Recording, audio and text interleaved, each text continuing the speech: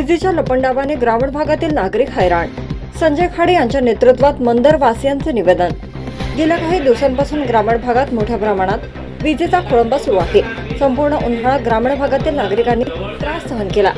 आता पावसाळा सुरू झालाय।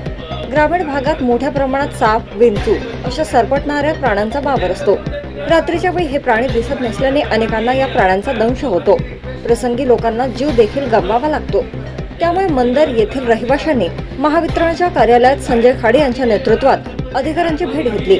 यावेळी निवेदन देत विद्युत वितरण सुरळीत करण्याची मागणी करण्यात आली आहे। तालुक्यात मंदरच नाही तर उकणी, भालत, लाठी इत्यादी गावात देखील विद्युत पुरवठा वारंवार खंडित होत आहे।